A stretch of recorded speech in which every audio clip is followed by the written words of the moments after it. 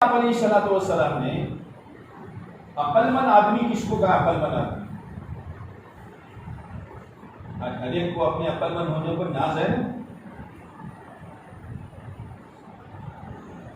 لیکن اللہ کے نبی علیہ السلام کی زبان سے عقل مند آدمی کون؟ عقل مند آدمی وہ ہے القیس من دان نفسہ وعمل لما بعد الموت۔ عقل مند آدمی وہ ہے جو اپنے نفس پر قابو کرے۔ ایک بزرگ سے پوچھا کہ جنت کا راستہ، تو دو لفظ انہوں نے کہے، دع نفسک و تعال، دع نفسک و تعال، نفس کو چھوڑ دے اور جنت میں آ جا۔ یعنی ایک پیر اپنی خواہش پر رکھ اور ایک پیر جنت میں رکھ۔ اتنا آسان ہے جنت میں جانا، جنت میں جانا بہت آسان ہے۔ اور قرآن، دین، اسلام، شریعت، مسائل، یہ سارا جنت میں جانے کے لیے ہے کہ آدمی اندھا دھند نہ چلے۔ القیس من دان نفسہ وعمل لما بعد الموت، کہ نفس کو قابو میں کرے اور مرنے کے بعد کے لیے عمل کرے۔ عقل مند ہے۔ اور عاجز اور بے وقوف کون ہے؟ بے وقوف وہ ہے جو چلتا ہے اپنے نفس کے پیچھے، شریعت کیا، دین کیا، سنت کیا، آقا کی ادائے کیا، کچھ نہیں، جو نفس میں آوے وہ کرو، جو جی میں آوے وہ کرو، یعنی اپنی پوری زندگی اپنے نفس کے حوالے کر دی۔ جس نفس کے بارے میں اللہ کے نبی علیہ السلام نے فرمایا اللہم لا تکلنی الی نفسی طرفۃ عین، اے اللہ مجھے میرے نفس کے حوالے فلک جھپکنے کے برابر بھی مت کرنا۔ یہ امت کو تعلیم دی ہے، نفس اتنا خطرناک ہے۔ ایک بزرگ نے کہا سانپ کا مارا ہوا جنت میں جائے گا، نفس کا مارا ہوا جہنم میں جائے گا۔ نفس ڈس لیتا ہے۔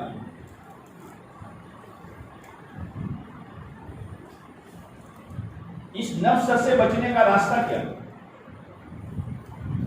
آدمی اپنے نفس سے کیسے بچے گا؟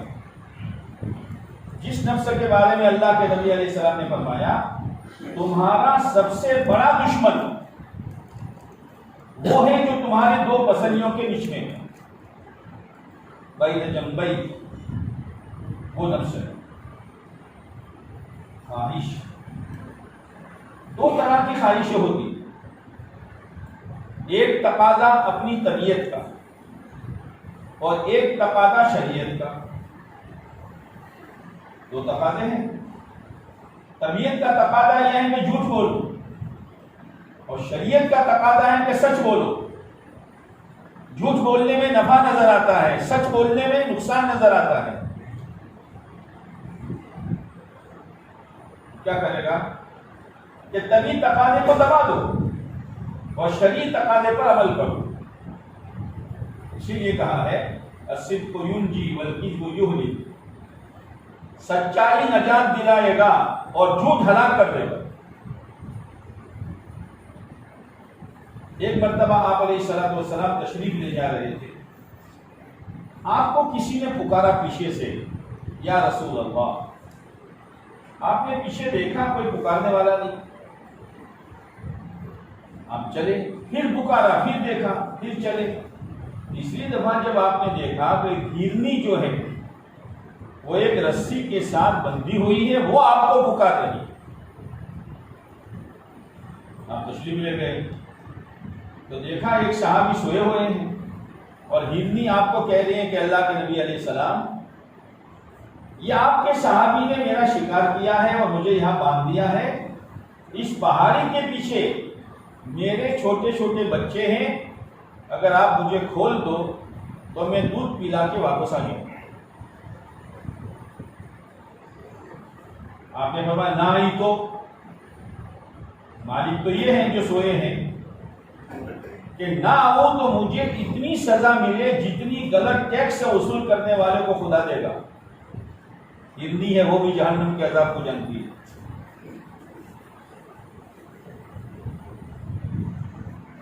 آپ نے کھول دی, وہ گئی چوپڑیا بھرتی ہوئی, تھوڑی دیر کے بعد واپس آئی. آپ اس کو باندھ رہے تھے اور وہ صحابی کی آنکھ کھلی. اے اللہ کے نبی علیہ السلام, میرے ماں باپ آپ پر قربان, کیا آپ کو ہرنی پسند ہے؟ میں ہدیہ کر دوں؟ یہ بات ایسی نہیں ہے. بات یہ ہے تم شکار کر کے لائے تھے, تمہیں پتا نہیں اس کے چھوٹے چھوٹے بچے ہیں. اس نے مجھے کہا تو میں نے چھوڑ دیا اور اپنے وعدے کے مطابق آ گئی. صحابی نے کہا اللہ کے نبی علیہ السلام, میں اس ہرنی کو چھوڑ دیتا ہوں. ہرنی جب جانے لگی تو اللہ کے نبی علیہ السلام نے فرمایا, وہ ہرنی تیری سچائی نے تجھے نجات دلا دی. آدمی سچ بولنے سے گھبراتا ہے. دو تقاضے ہمیشہ ساتھ میں رہیں گے, طبیعی تقاضا و تشریعی تقاضا. نفس کو اگر سیدھا کرنا ہو تو طبیعی تقاضے کو قربان کرو, اس پر مت چلو. آنکھ سے غلط دیکھنا اور شریعت کہتے کہ آنکھ بند کر, شریعی تقاضے پر عمل کرو. اپنی خواہشات کو قربان کرو. خواہشات پورا کرنے کے لیے نہیں ہے, خواہشات قربان کرنے کے لیے ہیں. جیسے لکڑیاں جمع کرنے کے لیے نہیں ہے, جلانے کے لیے. جب لکڑی جلاؤ گے تو آگ اٹھے گی, آگ میں روشنی ہوگی. جب اپنی خواہشات کو دباؤ گے تو تقوی کا نور ملے گا, تقوی کا نور ملے گا. تقوی کا نور خواہشات کے ساتھ مل کر نہیں بن سکتا. یہ تو اس کی مقابلے کی چیز ہے. دو دشمن اللہ نے بتائے, ایک نفس اور ایک شیطان. شیطان نے قسم کھائی, اور کیا قسم کھائی ہے؟ لَأَقْعُدَنَّ لَهُمْ صِرَاطَكَ الْمُسْتَقِيمَ. اب اس کا ترجمہ عوام تو نہیں جانتے, جو پڑھے لکھے جانتے ہیں کہ کتنے بھار پوروک لفظ کے ساتھ یہ بات کہی ہے. اس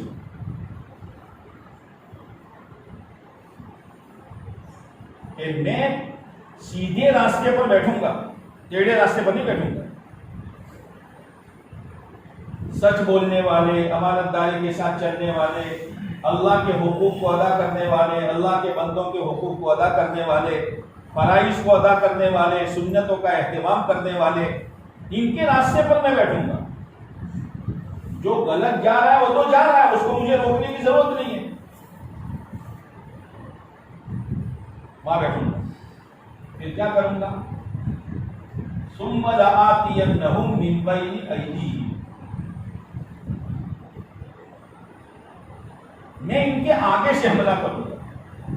شیطان کہہ رہا من بین ایدیہم, سامنے. تو انسان کے سامنے کیا ہے؟ دنیا ہے, آخرت تو ہے نہیں. ان کو دنیا میں پھنسا دوں گا. ہمیشہ دنیا کی فکر, قبر میں جانا ہے, سونا ہے, حشر میں حساب دینا ہے, پھر جنت ہے یا جہنم ہے, سب. یہ دنیا کے بچے جو فیل ہو جاتے ہیں, حالانکہ ان کا مسئلہ تو خالی ڈگری کا, کہ چلو بھائی فیل ہو گئے ڈگری نہیں ملے گی. ہمارا مسئلہ بزرگوں ڈگری کا نہیں ہے, جنت جہنم کا ہے. کہ اگر ہماری کتاب غلط نکلی تو پھر ہمارا نتیجہ جہنم, دوسرا کوئی ٹھکانہ ہی نہیں ہے. آپ علیہ السلام نے فرمایا, خدا کی قسم جس کے قبضے میں میری جان ہے, مرنے کے بعد آدمی کے دو ٹھکانے ہیں, یا تو جنت ہے یا جہنم.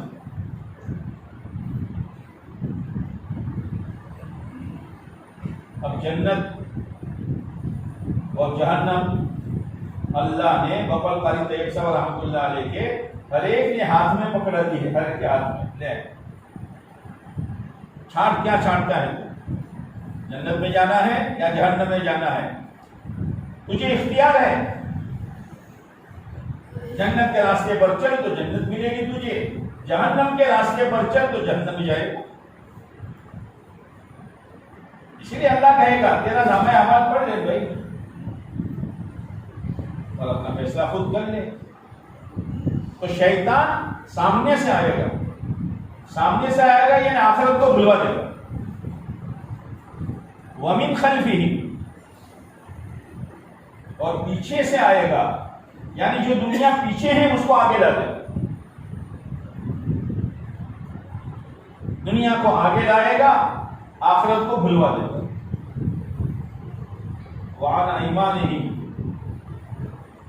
دائیں طرف سے آئے گا، اور ہر اچھا کام دائیں ہاتھ سے کیا جاتا ہے۔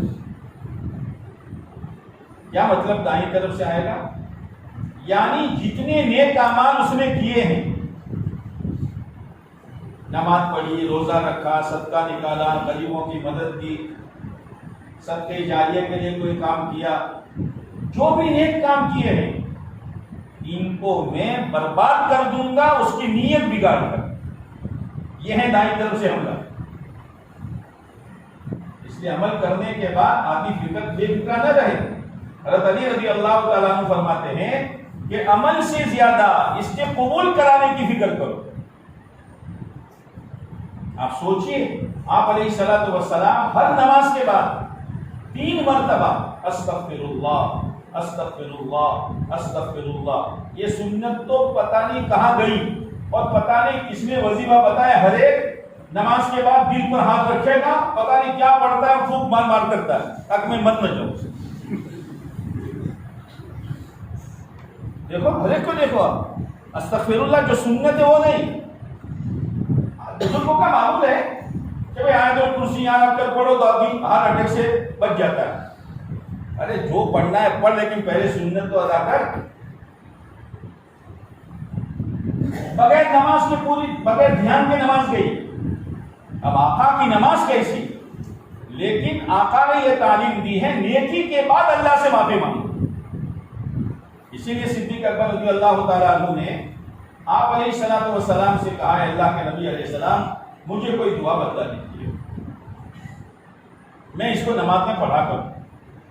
اب صدیق اکبر رضی اللہ تعالیٰ عنہ، پوری امت میں نبیوں کے پاس سب سے بڑا مقام، وہ مقتدی اور آپ علیہ السلام امام، اور مسجد نبوی، کیا کہنا اس نماز کا۔ وہ کہہ رہے ہیں مجھے کوئی دعا بتلائیے۔ آپ علیہ السلام نے دعا بتلائی، اللہم انی ظلمت نفسی ظلما کثیرا وانہ لا یغفر الذنوب الا انت فاغفر لی مغفرۃ من عندک وارحمنی انک انت الغفور الرحیم۔ کیا کہہ رہے ہیں صدیق؟ اے اللہ میں نے نماز نہیں پڑھی، نماز پڑھ کر میں نے اپنی ذات پر بہت بڑا ظلم کیا ہے، تو نے اپنے دربار میں بلایا، حاضری کا موقع دیا، تیرے سامنے کھڑے ہونے کا موقع دیا، لیکن میرا قیام، میرا رکوع، میرا سجدہ بغیر دھیان کے رہا۔